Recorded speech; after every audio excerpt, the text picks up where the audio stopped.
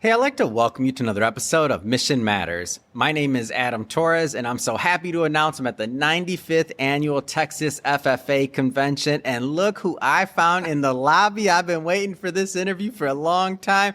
I have Jim Wong on the line, who is the president over at EXP Commercial. Hey, Jim, welcome to the show. Adam, thank you. No, this is fantastic. When I came in, I found all this energy, the excitement, looking at everyone moving around.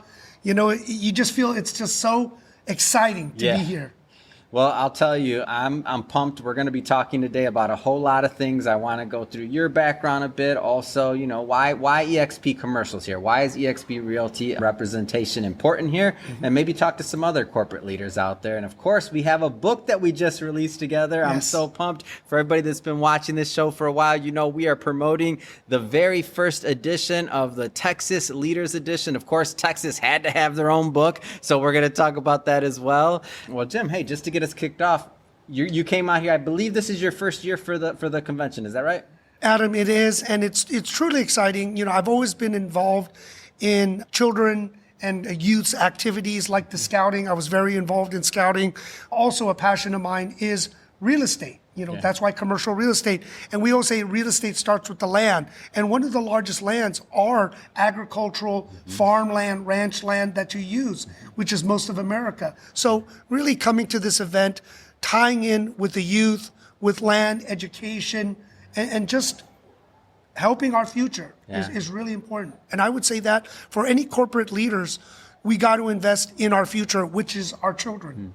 So EXP Realty, you coming out here is a big deal. Why did you feel it was important for EXP to be present? Well, you know, like I said, EXP, we're the fastest growing real estate company, and we're worldwide. And it is important for us to show leadership with the children. We talk about land and the use of land. So it is important to be involved, to be present. I always told many of the leaders, you need to be present. You need to experience conventions, events. We all know with the metaverse, which is our company, we always say we use the metaverse, but without being present and seeing what's going on, feeling the energy, showing up and seeing what's happening, you can't really be there, right? Like when sometimes looking at the screen or watching TV through Zoom, right? We're all zoomed out. It really doesn't, you don't get the full experience. And by being present and seeing what's going on and being active, you got to be there. You got to be here. So I've had the opportunity to be part of and on the Verbella platform through EXP Realty, and you mentioned technology. So I want to talk about that a little bit more. So how does technology really relate to some of the things that we're seeing here today? Well, you know, technology touches all parts of our lives. We remember maybe 20, 30 years ago, technology started to come just mainstream. People remember, and I know you and I, Atari, where we all had to go to before arcade places, before we had consoles to play games. For all the young kids out there, Atari is one of the early platforms, okay? Go ahead. I had to stop there just in case. That was I remember the big December Christmas gift everyone wanted in the 70s. And from there, we started seeing technology advance. We started seeing the internet started coming out in the 90s. That was more mainstream. Most people in college now can't work without emails. They don't even understand how could you do things without email. Well, most of us, we grew up when there was no emails. There was no cell phones. Whole lot of paper. Whole lot of paper. and a lot of memorization. We were remembering 20 to 50 phone numbers in our head because we had to remember. There was no storing it on your phone, or maybe we wrote it in a little address book that we had to have. But then as the evolution started coming out with the internet, right, that started really changing. And then everyone started saying, do you have a website? What's a website?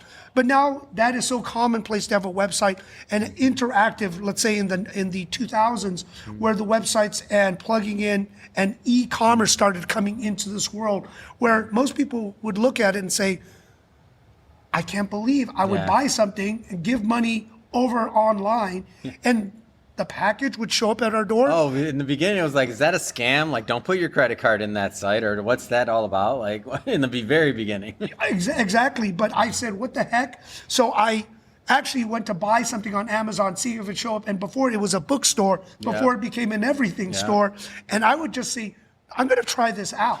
So I actually bought something. I said, well, it didn't come over in 2 days. Yeah. It came in a couple of weeks, but it did show up. And I said, wow, that's amazing. And I remember in downtown LA, I was needing to get somewhere. I couldn't find a cab or a taxi. And this is when I first tried Uber. Yeah. Right? Yeah. And this was so weird to order something online because I just said, okay, I'm going to try this. And back then, it wasn't regular cars. It was limos. Yeah. It was the limo drivers that had some For sure. time before picking people up, and you did it. And I didn't even know how to pay them. So I had money trying to give them money and tip. He's like- They're like, no, we don't take that. But it's just watching the evolution of technology and growth of technology and data to a point right now. We always hear there was the metaverse, Yeah. which during the COVID time, lockdown time, that people needed to find other ways to interact, where Zoom and other mediums like social media and everything else started to really blossom. But with us in the metaverse, people started using other ways to interact because you still needed to find ways to do business, to Yeah. interact, to collaborate, to educate and teach. So through there, we saw another change to a point where we are now, where there's AI and ChatGPT. It is everywhere. Yeah. And it is exciting, but it is also scary because it's evolving so quickly that everyone needs to plug in, and data and your information is so powerful. So I do encourage everyone to really understand this, to reach out, because it is a new technology platform that maybe a year or two it came out, but everyone should start learning because it's going to affect, like the internet, Yeah. which everyone uses, but now with AI, everyone's going to see how it's going to be useful in your life. So one of the things that like I've had the pleasure to do is every year I come here, I just get a little bit more, let's just say, intelligent on agriculture, just a little bit. This year I learned the difference between when you say ranchers and farmers, different things, everything. Yes. I'm learning it all. But do you have any ties or like background in agriculture? Because I know you for obviously LA and other things, but talk to me about some agriculture. Like what? Yeah, you know, it is important. So we know in California, we raise a lot of citrus, but also nuts in California. We have a lot of farmland. And it is a big difference, agricultural land to sometimes timber, to ranch and cattle. There is a big use. And with real estate, commercial real estate, with land development in infill areas. And we always see the path of progress where many places like Orange County used to be farmland. Yeah.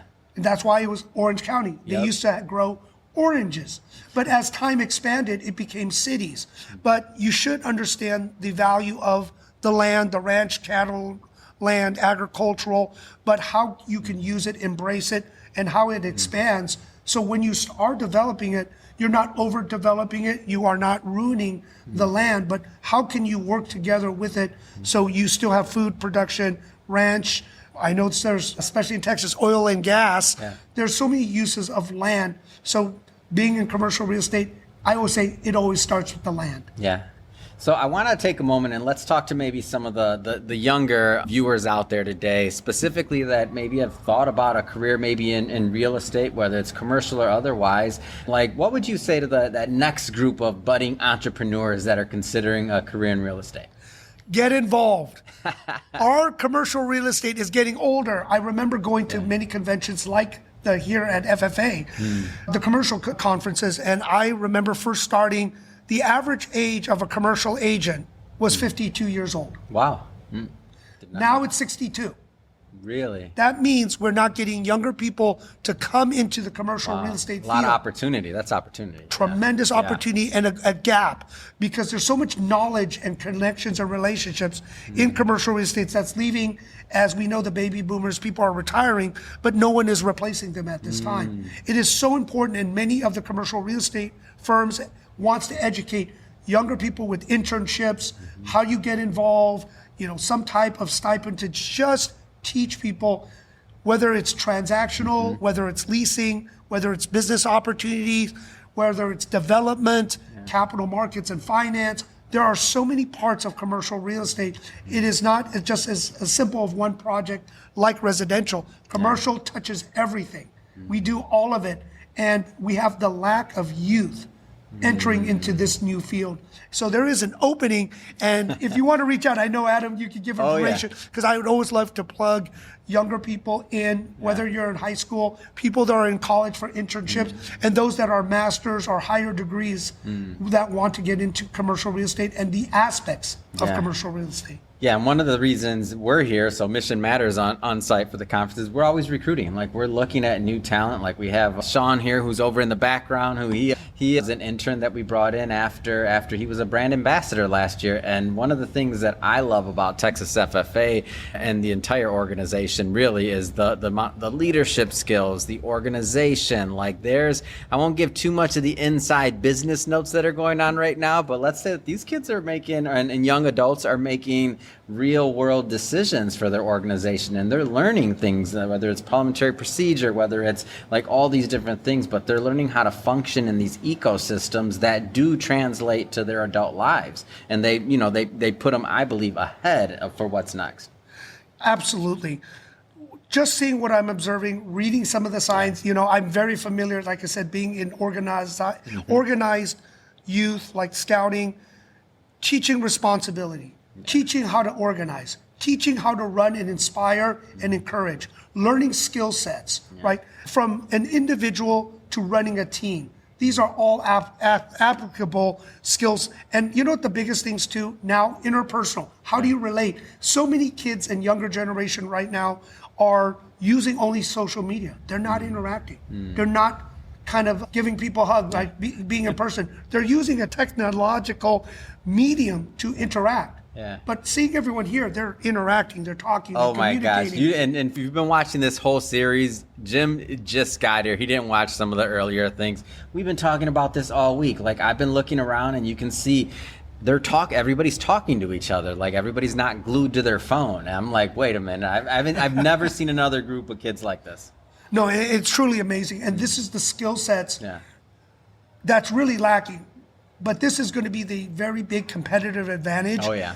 Human interaction, EQ, they got the IQ.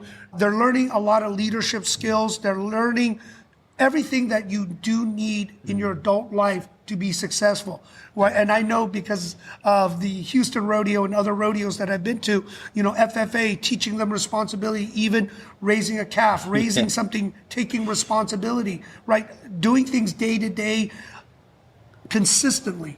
Right. And then wanting to step up to lead and run organizations. But the others is public speaking, getting in front of it, organizing. These are really real world skills that people need to know and do and apply. Now, you can't casually drop Houston rodeos and rodeos. I didn't even know you ever been to a rodeo. Tell me more about this. I've never been to a Houston rodeo. I know it's one of the... Everybody tells me it's huge and that's where I'm supposed to go. Like, everybody's told me, but you've been? I have been, and I love it.